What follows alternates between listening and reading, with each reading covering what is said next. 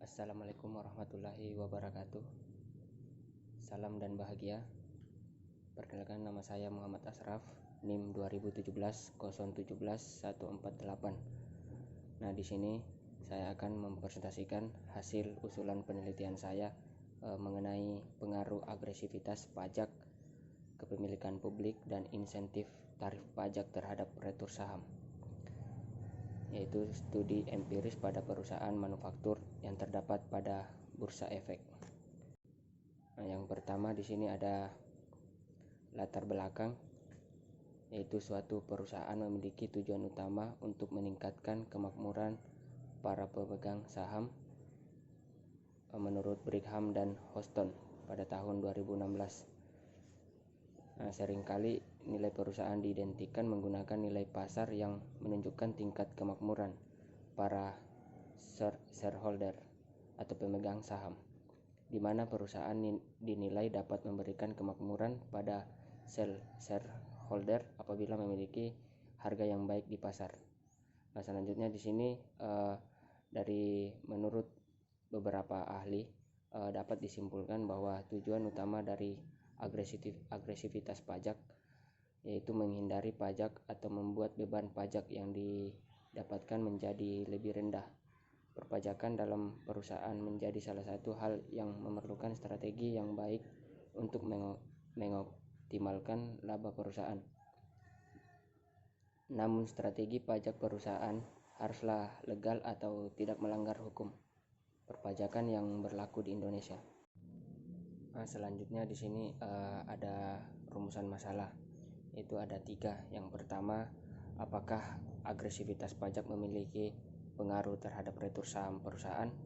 Kedua, apakah kepemilikan publik memiliki pengaruh terhadap retur saham perusahaan? Dan yang ketiga, apakah insentif tarif pajak memiliki pengaruh terhadap retur saham perusahaan?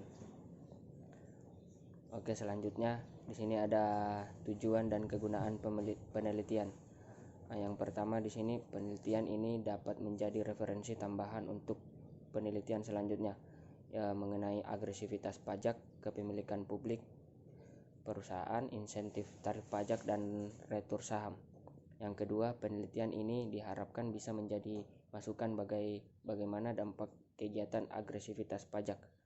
Dan yang ketiga, penelitian ini diharapkan menjadi salah satu sumber informasi bagaimana harga saham perusahaan dapat meningkat.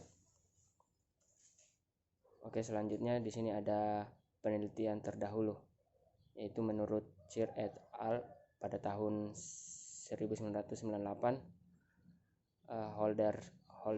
Holderness dan Sheehan pada tahun 1988, Berkeley dan Holderness pada tahun 1990, dan Pound pada tahun 1998, yaitu hasil pengujian menunjukkan hasil bahwa variabel kepemilikan institusional mempunyai pengaruh positif dan signifikan terhadap retur saham, yang berarti semakin besar tingkat kepemilikan saham oleh institusi, maka semakin efektif pula mekanisme kontrol terhadap kinerja manajemen.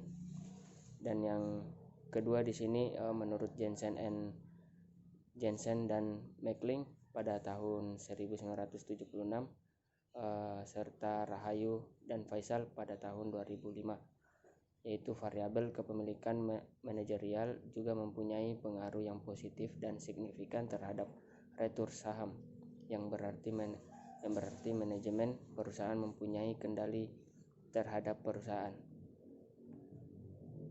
Oke, selanjutnya di sini ada pengembangan hipotesis. Itu berdasarkan teori tersebut. Pengertian hipotesis di sini yaitu dugaan sementara yang harus diuji kebenarannya melalui penelitian ilmiah. Maka hipotesis dalam perumusan masalah yang ada dalam penelitian ini, yang pertama hipotesisnya yaitu pengaruh penerapan agresivitas pajak, kepemilikan publik, dan insentif tarif pajak terhadap retur saham. Dan hipotesis kedua yaitu penerapan agresivitas pajak dalam menjangkau peningkatan kepatuhan terhadap retur saham. Selanjutnya di sini ada populasi, sampel, dan teknik pengambilan sampel. Nah, populasi di sini dalam penelitian ini yaitu perusahaan manufaktur yang terdapat pada bursa efek, dan sampelnya yaitu bagian dari populasi yang dijadikan objek sebagai hasil dari penelitiannya.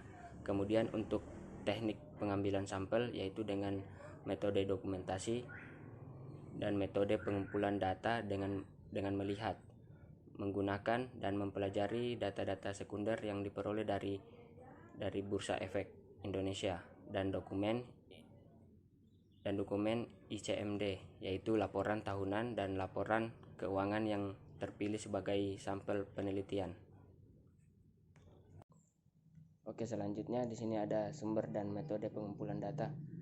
Yang pertama, sumber data, yaitu jenis data yang digunakan dalam penelitian ini adalah data kuantitatif, yaitu data berupa angka dan dapat diukur serta diuji dengan metode statistik.